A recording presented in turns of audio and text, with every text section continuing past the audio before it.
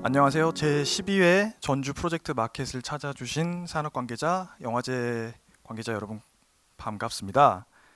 그리고 이렇게 편집 세미나 자리를 준비해 주신 SJ문화재단, EBS 국제 다큐멘터리 영화제에도 감사 인사 전하고요. 저는 오늘 진행을 맡은 최우영 감독이라고 합니다.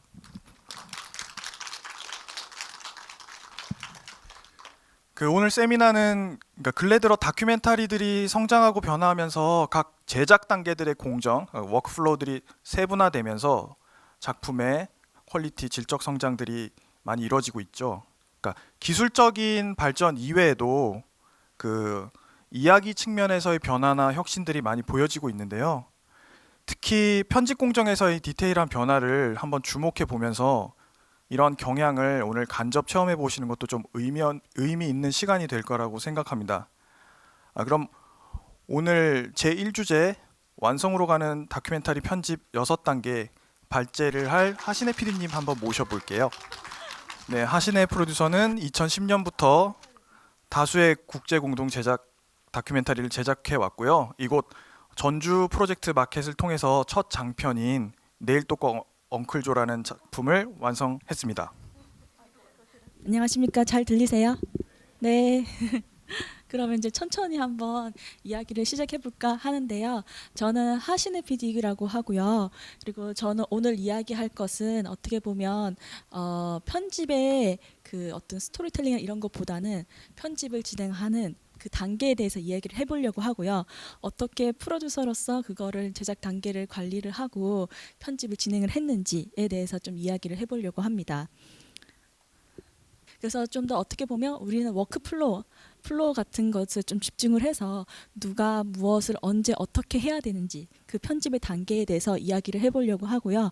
여기 계신 분들이 어떻게 보면 저희 러프컷 내비게이팅하고 현재 작품을 진행하고 있고 편집을 진행하고 있는 단계이기 때문에 어떻게 보면 자신의 프로젝트를 생각하시면서 내 프로젝트가 지금 어떤 단계에 있는지를 한번 마음속으로 생각해 보시는 게 좋을 것 같다는 생각이 들어요.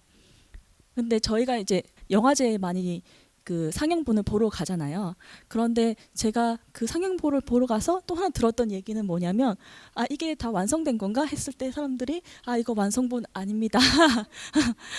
이거 완성본 아니에요. 그리고 영화제에서 이미 상영이 되고 있는데 그리고 또 하나는 다시 다시 편집할 거예요. 이런 얘기도 많이 하셨고 그리고 또 하나는 이거 러프컷이다. 이런 얘기를 정말 많이 들었던 것 같아요, 우리가. 그러면서 시작되는 게 끝없는 편집의 시작이 됐던 것 같아요. 어떻게 보면 영화제에 상영이 되거나 아니면 일반 사람들한테 공개되는 순간 어떻게 보면 끝났다고 생각하는데 그게 끝나지 않고 계속되는 편집이 시작될 수도 있다는 거죠. 그래서 이거 도대체 언제 마무리되는 거지? 그리고 누가 정말 만족할 때 하는까지 우리 편집하는 거지? 그리고 그래서 어떻게 보면 단계별 마침표가 필요하지 않을까라는 생각이 들었어요. 저도 이제 저희 첫 번째 장편 다큐멘터리 할 때 처음에는 편집할 때 편집자를 같이 하고 싶었는데 그 편집자를 찾아다니는 여정이 쉽지만 않았거든요. 왜냐하면 내 프로젝트를 좋아하는 사람이어야 하고 그리고 나도 봤을 때 그 사람의 편집 스타일이 좋아야 되고 서로 잘 매치가 되는 사람들을 만나야 하잖아요. 근데 그 사람을 찾는 과정이 쉽지가 않았던 것 같고 저희는 맨 마지막에 덴마크 편집자랑 진행을 했었는데 그 편집자를 만나고 1년 정도 이후에 제가 우리가 예산이 확보가 된다면 너랑 일하고 싶다라고 처음에 이야기를 했던 것 같고 그리고 예산이 확보되고 난 다음에 갔던 덴마크 갈 때까지 시간이 1년에서 1년 반 정도 걸렸던 것 같아요. 그리고 처음에 갔을 때 그거 편집본을 만족하지 못해서 그다음 또 한 번 더 갔고 그래서 저기 드러버 보이는 이 하드 드라이브 2개 백업본까지 해가지고 2개에다가 이제 그 가방에 메고 덴마크까지 가서 편집을 했던 그런 경험이 있었습니다. 그런데 제가 이제 이 프로젝트를 이렇게 편집을 할 수 있었던 이유는 저희가 이 작품을 ITBS라는 그 미국 독립방송 서비스라고 할 수 있는데요. 이제 이 비영리 재단에서 어떻게 보면 제작 지원을 받아서 진행을 했거든요. 그래서 어떻게 보면 단계별로 합의가 이루어지게 됐고 그리고 저도 어쩔 수 없이 이 편집의 단계에 노출이 되었고 저도 어쩔 수 없이 이 편집의 단계를 따라갈 수밖에 없는 상황이 되었던 것 같아요. 어떻게 보면 처음에 이제 ITBS 같은 경우는 두 가지 콜이 있는데 인터내셔널 콜이 있고 US 오픈 콜이 있는데 저희가 2012년에 지원했을 때는 인터내셔널 콜에서 이제 저희 프로젝트가 선정이 되었고 그리고 현재 같은 경우는 저희는 지금 제작 지원의 단계, 공동 제작의 단계로 진행을 했는데 요즘은 좀 ITBS가 좀 바뀌어서 완성이 된 작품들 약간 에퀴지션의 형태로 좀 지원하고 인터내셔널 콜은 진행이 되고 있고요. 나머지 대부분은 US 오픈 콜로 미국 거주하고 계신 분들 중심으로 진행이 되고 있는 걸로 알고 있습니다. 맨 처음에 저희가 계약하자마자 제가 받았던 게 뭐냐면 여기 보면 프로덕션 핸드북을 받았어요. 이 프로덕션 핸드북이 35페이지 프로덕션 핸드북이 있었는데 이 프로덕션 핸드북에는 어떻게 그 진행을 해야 하는지 그리고 마지막에 최종 줘야 될 포맷은 어떤 건지 그 프로듀서로서 예산을 어떻게 관리해야 되는 건지 그리고 마지막에 어떻게 준비를 해서 모든 게 끝내야 될지를 적어놓은 그런 핸드북이었는데 이제 이게 거의 35페이지가 됐던 것 같아요. 근데 그 중에서 편집 부분만 본다고 하면 편집도 3단계로 나눠져 있었어요. 여기 5페이지 정도에 나오는 이제 편집에 대한 이야기인데 첫 번째는 러프컷, 러프컷도 하나, 둘, 첫 번째 러프컷, 두 번째 러프컷, 그리고 그 다음 단계가 파인컷, 그리고 세 번째 단계가 픽처락 이렇게 3단계로 나눠져 있었던 그 편집을 확보하고 피드백을 받는 순서가 정해져 있었거든요. 그런데 제가 이거 준비하면서 생각해 보니까 아이러니하게 ITBS는 데드라인이 없었어요. 너네가 완성할 때까지 우리는 기다린다. 너네가 만족할 때까지 편집해도 된다. 그런데 우리가 왜 이렇게 그 데드라인을 맞춰서 했을까 생각을 해보니까 우리가 계약을 하면 돈을 맨 처음에 2만 불을 받는데 각각의 그 러프컷을 제출을 해야 또 돈을 받을 수가 있는 거거든요. 그러니까 이제 러프컷을 줘야 2만 5천 불이 또 들어오고 파인컷을 줘야 2만 불이 또 들어오고 그 픽처락을 해야지 2만 불이 들어오고 마지막을 해야 1만 불이 들어오고 이런 단계의 시스템이었어요. 그러니까 총 10만 불인데 이 돈을 받으려면 하나씩 단계별로 우리가 체크하고 합의하고 해야지만 제작 국정이 진행이 되는 거죠. 그래서 프로듀서로서 어떻게 보면 내부적으로 스토리에 대한 편집도 준비해야 되는 한편에 우리가 언제 이 예산이 필요하고 언제 이걸 진행해야 되고 또 어떤 스케줄에 맞춰서 해야 되는지를 결정을 해야 됐던 거예요. 어떻게 보면 제작 지원의 데드라인은 없었지만 이걸 통해서 내부적인 데드라인이 생기게 됐던 것 같아요. 그리고 하나씩 이제 합의해 나가는 과정이 진행이 됐던 거죠. 그래서 저희가 맨 처음에 편집본을 보내면 이제 이런 피드백 시트가 오기 시작을 해요. 그래서 제가 봤을 때는 러프컷 1, 2로 나눠 있었는데 처음에 러프컷은 저희가 덴마크 편집자랑 해서 장편 버전 75분 버전의 러프컷을 보냈던 것 같고 그리고 두 번째 러프컷은 이제 여기 미국 ITBS 같은 경우는 미국 전역에 방송을 하는 것을 목적으로 하고 있기 때문에 어떻게 보면 장편, 중편 다 그 방송할 수 있긴 하지만 중편 버전의 그 러프컷을 완료를 해야 되는 상황이었거든요. 그래서 두 번째 러프컷은 이제 중편 그 피드백을 받아서 중편 버전을 했고 그리고 난 다음에 이 피드백 시트를 받았어요. 아마 이 피드백에 관한 얘기는 나중에 이순춘 감독님이랑 강명석 PD님이 그 사례 연구하실 때 자세하게 얘기를 해주실 거예요. 저희 거 말고.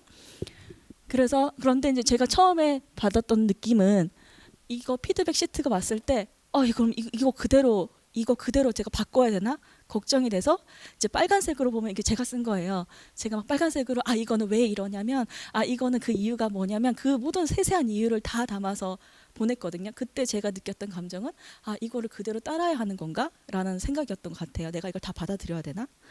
그런데 이제 그 다음에 이제 이메일이 왔을 경우에는 너 답 쓴 거 잘 받았다. 근데 너 모든 컷을 이렇게 다 얘기할 필요는 없어. 근데 우리가 피드백을 주는데 우리는 이걸 도와주려고 하는 거야. 그래서 우리는 그 편집에 대해서 컨트롤하지 않고 그리고 그냥 너의 결정에 대해서 설명할 필요는 없어. 그러니까 네가 결정을 하면 그걸로 우리는 받아들일 수 있으니까 그 결정에 대해서 다 설명할 필요가 없다라고 얘기를 했었어요. 그래서 가능하면 좋은 영화를 만들기 위해서 우리가 같이 이게 피드백을 주는 거야. 라고 얘기를 했었거든요. 그래서 그때 제 생각에는 어떻게 보면 우리가 항상 제작 지원도 생각을 하고 있지만 더 중요한 거는 내부적으로 우리가 스스로 이걸 만족하고 그 영화를 락하고 그리고 이거에 대해서 이야기를 하면 되지 않을까라는 생각이 들었던 것 같아요. 이게 첫 번째 제가 받았던 이 여기와 진행하면서 받았던 그 느낌이었다고 할 수가 있어요. 그래서 이제 제가 생각하기에 우리가 경험했던 이것이 어떤 단계일까, 도대체 어떤 단계로 진행했을까라고 생각했을 때 저는 약간 감독과 프로듀서 편집 기사가 아닌 편집자가 같이 하는 그런 편집의 6단계가 있지 않을까라는 생각을 했었고, 지금 제가 이야기하고 싶은 이제 편집의 단계 같은 경우는 이제 제가 만든 게 아니라 제가 찾아보니까 감독의 입장에서 편집 단계를 나누었을 때 그 예전에 필름 에디터이자 그 작가인 에디 글로브가 만든 약간 편집 단계가 있더라고요. 그래서 레인 댄스 페스티벌에서 만들어진 얘기했던 편집 단계가 어떻게 보면 내가 진행했던 것과 유사하지 않을까라고 생각을 해서 우선은 이제 편집 6단계에 대해서 이야기를 해보려고 합니다. 그래서 첫 번째 편집 단계는 이제 로깅이라고 하는데요. 이걸 들으면서 자기가 어떤 편집 단계에 있는지 한번 생각을 해보시기 바랍니다. 우리가 예비 편집이라고 하기도 하고 러시 편집이라고 하고 오케이 편집이라고 하고 라벨링이라고 하는데, 어떻게 보면 이야기나 순서나 시퀀스 상관없이 우선은 감독의 입장에서 아니면 편집자의 입장에서 라벨링을 하는 단계라고 할 수가 있어요. 근데 제가 이 라벨링을 보니까 좀 특이한 게, 감독들은 대부분 라벨링이 촬영 장소 를 중심으로 라벨링하는 그리고 시간을 중심으로 라벨링하는 경우가 되게 많았거든요. 근데 편집자의 라벨링은 등장하는 인물 중심으로, 그 사람이 어떤 이야기를 했는 중심으로, 약간 그 사람 사건이라든지 그걸 중심으로 라벨링을 하는 과정이 다르더라고요. 그래서 어떻게 보면 감독과 편집자가 그 촬영분을 바라보는 시점 자체가 좀 다를 수 있다라는 생각이 들었고, 감독 같은 경우는 어떻게 보면 촬영장, 내가 무엇을 촬영했는지, 그리고 내가 언제 어디에서 어떤 장면을 찍었는지를 중심으로 라벨링을 하는 경우가 많이 있었어요. 그리고 두 번째 단계가 퍼스트 어셈블리인데요. 이 경우에는 약간 우리가 시퀀스 편집을 우선 시작을 해서 순서와 상관없이 시퀀스 편집을 시작을 하고 그 시퀀스를 중심으로 다시 재배치하는 과정이라고 할 수가 있어요. 그리고 이거는 어떻게 보면 약간 스케치와 같은 형태이긴 한데 그러니까 편집자나 감독이 약간 시퀀스를 중심으로 편집을 진행하고, 그리고 어떤 시퀀스가 완성될 수 있는지를 체크하는 단계라고 할 수 있고요. 이 스케치 같은 경우는 어떻게 보면 구조가 보이진 않지만 나중에 우리가 편집을 하다가 혼란스러울 때 다시 스케치로 돌아갈 수 있는 그런 하나의 단계라고 할 수가 있습니다. 그리고 이거는 저희가 이제 중국 감독과 같이 공동 제작을 할 때 그 편집 단계이긴 한데요. 저희 레프컨 내비게이팅 그 회의할 때 보면 그 하얀색 보드판에 그 네모 자석판이 마그네틱 있잖아요. 거기 안에 이렇게 모든 시퀀스를 써서 각 시퀀스별로 써서 이제 그거를 화이트보드에 부착을 해놓고 그 시퀀스를 중심으로 다시 재배치를 하는 과정이거든요. 그래서 어떻게 보면 이렇게 단계가 돌아가면서 이제 이걸 어디에 배치해야 될지, 그러니까 편집 그 타임라인이 아니라 우리 스스로 그 시퀀스를 중심으로 이야기를 하는 그 과정이 어떻게 보면 퍼스트 어셈블리에서 러프컷으로 넘어가는 단계라고 할 수가 있습니다. 그리고 러프컷 같은 경우는 우리가 좀 거칠긴 하지만 연속성을 가지고 시퀀스가 배치가 돼서 어느 정도 구조가 보이는 그런 단계가 러프컷이 아닐까라고 생각이 들고요. 그리고 어떤 편집자 같은 경우는 편집자가 혼자 작업을 해가지고 이제 감독이 뭐 매주 만나거나 아니면 매주에 뭐 일주일에 한 번씩 만나서 체크하고 감독과 프로듀서가 한 번씩 체크하는 경우로 이루어지는 경우도 있고, 어떤 경우에는 편집자가 편집을 하고 옆에서 감독이 약간 시퀀스라든지 약간 어셈블리를 만들어가면서 서로 함께 일을 하는 그런 경우도 있었긴 하거든요. 그래서 이 러프컷 단계가 어떻게 보면 한 3개월 정도 걸리는 형태로 진행이 됩니다. 그리고 이 러프컷 같은 경우는 스토리 라인에 중심을 두고 어떤 주요 캐릭터를 중심으로 편집을 진행을 하는 경우가 많이 있고, 그리고 작품의 처음과 중간과 끝을 결정하는 그런 단계의 러프컷이라고 할 수가 있습니다. 그리고 또 러프컷 진행되면 이제 러프컷 가지고 이제 저희가 계속 이야기를 하고 있는데 하게 되는데요. 제가 그 다음 단계가 우리 어떻게 보면 퍼스트 컷이라고 할 수가 있는데요. 이 단계 같은 경우는 가장 중요한 건 합의라고 할 수가 있어요. 그러니까 러프컷을 만들었지만 감독, 편집자, 프로듀서가 합의를 한 러프컷을 퍼스트 컷이라고 명명을 하고 있긴 하거든요. 그래서 편집이 보이긴 하지만 기본적으로 구조를 우리가 전부 다 확정을 하고 그리고 그 영상본의 어떤 윤곽이나 스토리 라인이 명확하게 드러난 그 형태를 어떻게 보면 퍼스트 컷이라고 이야기를 하고 있습니다. 이 퍼스트 컷이 됐을 때 제가 생각했을 때 저의 단계를 보면 이 퍼스트 컷이 러프 컷의 이번 두 번째 단계가 아닐까라는 생각이 들어요. 러프 컷 안에서도 저희가 그 감독들의 러프 컷을 보면 뭐 첫 번째 버전, 두 번째 버전, 세 번째 버전, 네 번째 버전 버전이 엄청 많잖아요. 그 중에서 그 많은 것들 중에서 러프 컷 안에서 어떻게 보면 합의가 이루어진 단계가 어떻게 보면 퍼스트 컷이라고 할 수가 있습니다.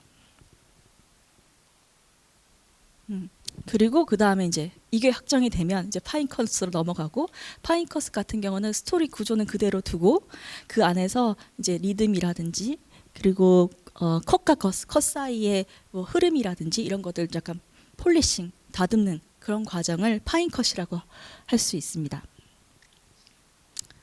그리고 마지막에 이제 최종적으로 변하지 않을 불가역적인 파이널 컷을 이루게 되는데요. 저희 같은 경우는 이 파이널 컷을 오기 전에 만약에 파인 컷까지 갔을 때 이 파인 컷을 이제 모든 제작진과 그리고 공동 제작자 배급사가 다 합의를 하거든요. 예를 들자면 저희가 만든 파인 컷을 나중에 그 ITBS한테 보내서 ITBS도 오케이. 그리고 뭐 그 일본 NHK 보내서 NHK도 오케이. 그리고 스위스 있는 배급사도 보여서 배급사도 오케이. 그래서 파인 컷이 되고 파이널 컷이 되고 그 다음에 후반 작업으로 이루어지는. 그래서 어떻게 보면 이 과정의 합의를 통해서 되도록이면 변하지 않는 전 세계에서 우리 이 버전으로 배급하자. 그리고 다시는 건들지 말자. 후반 작업은 진행되지만 다시 건들지 말자라는 합의된 하나의 버전을 만들어내는 게 최종적인 목표였고 다행히 이 과정을 거쳤기 때문에 어떻게 보면 더 이상 변화되지 않는 버전을 만들었던 것 같아요. 두 가지 버전을 만들었는데 하나는 이제 장편 버전 만들었고 하나는 중편 버전 두 가지 버전을 만들었고 이 버전이 지금까지도 계속 전 세계에 배급이 되고 있는 상황입니다. 근데 이제 만약에 이 과정이 이제 조금 느슨해진다고 하면 이제 상영이 되고 나오고 난 다음에 다시 또 편집을 하고 하는 단계가 계속 이어지겠죠. 그래서 만약 가능하다면 프로듀서가 모든 관련된 사람들과 합의를 하는 게 가장 중요하다. 합의의 과정을 관리하고 그리고 그 단계별로 그걸 맞춰가는 게 중요하지 않을까라는 생각이 들었습니다. 네, 그래서 이제 우리가 대부분 일반적으로 봤을 때 편집자가 필요한 시점이 있는데 이제 그 예산에 따라서 다르겠죠. 그런데 이제 처음 로깅 단계부터 참여하는 프로젝트도 있고 일반적으로 봤을 때 러프컷 단계에 참여하는 프로젝트도 있고 저희 같은 경우에도 이제 감독이 우선 러프컷을 만들었고 100분을 들고 가서 이제 퍼스트 컷까지 합의에 이르는 최종 퍼스트 컷까지 만들었고 그리고 이제 편집자가 같이 있을 때 이 편집본을 다 보내서 피드백을 받고 그다음 최종적으로 마무리를 하는 것까지 완성을 했습니다. 그러면 이제 왜 편집자가 필요할까라는 생각이 드는데 어떻게 보면 새로운 시선이 필요하다 아니면 객관적인 시선이 필요하다는 생각이 들어요. 아까 제가 라벨링에 얘기했을 때 감독 같은 경우는 그 촬영 현장을 중심으로 라벨링을 하는 경우가 많거든요. 그리고 촬영 현장에서 받았던 느낌이 너무너무 중요하기 때문에 내가 그때 너무너무 좋은 느낌이 있었는데 그래서 이 컷을 꼭 쓰고 싶다라는 생각을 하는 경우가 많은데 편집자 같은 경우는 그런 거 상관없이 그냥 오로지 촬영만 보고 결정을 하기 때문에 어떻게 보면 새로운 시선을 우리가 받을 수가 있긴 하고요. 그리고 어떻게 보면 합의를 이루어낼 수가 있고 그리고 감독과 프로듀서 사이에서도 솔직히 말하면 의견이 잘 안 맞는 경우도 많이 있잖아요. 근데 그런 경우에는 이제 편집자가 중재를 하기도 하고 그리고 편집자가 어떻게 진행했으면 좋겠다라는 새로운 아이디어를 내기도 하고 근데 저희가 해보니까 이제 처음에 시작하면 편집자는 감독이 이걸 왜 했는지 어떤 이야기를 했는지 왜 이렇게 힘들게 촬영을 했는지 하면서 거의 하루에서 이틀 3일 4일까지는 감독님과 얘기하면서 약간 심리 상담? 심리 상담. 심리 상담이 진행이 되더라고요. 1차적으로 심리 상담. 아, 감독이 왜 이렇게 했는지 이제 알겠다. 이런 심리 상담이 진행이 되고, 그리고 난 다음에 이제 구조에 대해서 얘기하고, 그리고 좀 더 객관적으로 볼 수 있는 그런 형태로 다 편집 공정이 진행이 됐고요. 그리고 또 하나는 이제 변하지 않을 완결할 수 있는 걸 만들기 위해서 저희가 편집자랑 같이 일을 하고 있습니다. 제가 필리핀 감독이랑 일을 했을 때도 이제 촬영본 보고 이제 편집자랑 같이 작업을 진행을 했었고요. 그리고 이거는 이제 해외 편집자랑 진행을 한다고 하면 우리가 준비해야 될 것들이 많은데, 어떻게 보면 씬 리스트도 다 영어로 다 준비를 해야 되고, 그리고 같은 경우에는 보이스 오버 스크립트도 미리 다 준비를 하고, 어떤 장면에 어떻게 넣고 싶은지 감독들이 자신의 아이디어를 중심으로 보이스 오버 스크립트도 다 만들었었고요. 그리고 만약 진짜 그래도 합의가 안 된다, 그러면 마지막에 저희는 편집자도 있었는데 마지막에 전부 다 또 생각이 달랐을 때는 편집 컨설팅까지 해가지고 러프컷 서비스닷컴에서 편집 컨설팅 하는 걸로 해서 서로 이제 마지막까지 좀 더 객관적인 사람에 의해서 한 번 더 그 과정을 짚어주는 단계로 진행을 했었습니다. 그래서 이 작품이 완성이 됐고요. 제가 지금 한 거는 거의 이제 어떻게 보면 네, 알겠습니다. 편집 공정에 대해서 이야기를 했고, 그리고 이것에 바탕으로 좀 더 구체적인 사례는 아마 감독님들이 더 얘기를 하실 것 같고요. 그리고 저는 이만 발표를 마치겠습니다. 감사합니다. 네, 고생해 주셨습니다.